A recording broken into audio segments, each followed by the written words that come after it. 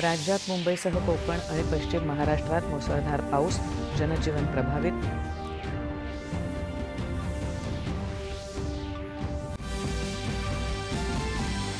मोसमी पाऊस मुंबईत दाखल, मुसळधार पावसामुळे रेल्वे वाहतुकीवर परिणाम.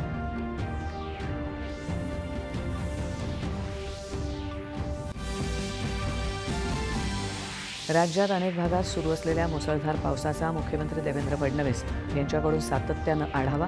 संपूर्ण प्रशासनाला सतर्क राहण्याच्या सूचना. नुकसानीचे तत्काळ पंचनामे करण्याचे आदेश.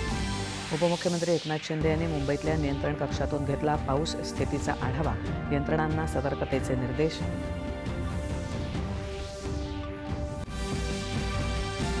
राज्य आणि जिल्हा यंत्रणांनी संपर्कात राहून समन्वयानं नागरिकांच्या मदत कार्याला प्राधान्य द्यावं.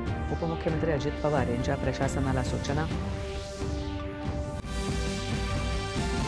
पंतप्रधान नरेंद्र मोदी यांच्या हस्ते गुजरातमधल्या भुज इथे 50,000 कोटींहून अधिक विकास प्रकल्पांचं, तर दाहोद इथे अत्याधुनिक लोकोमोटिव्ह निर्मिती प्रकल्पाचं लोकार्पण. केंद्रीय गृहमंत्री अमित शहा यांच्या हस्ते आज नागपूर येथे राष्ट्रीय कर्करोग संशोधन संस्थेच्या स्वास्थ्य निवास इमारतीचं आणि राष्ट्रीय न्याय वैद्यक विद्यापीठाच्या प्रांगणाचं झालं भूमिपूजन. ऑपरेशन सिंदूरच्या माध्यमातून भारतानं दहशतवादाविरोधात कठोर कारवाईचा स्पष्ट संदेश जगाला दिला असल्याचं केंद्रीय गृहमंत्री अमित शहा यांचं प्रतिपादन.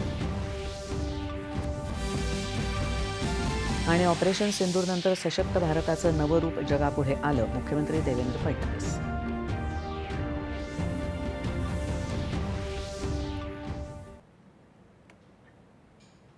नमस्कार. 9:30च्या बातमीपत्रात मी शिबानी जोशी आपलं स्वागत करते. आता पाहूया बातम्या विस्ताराने.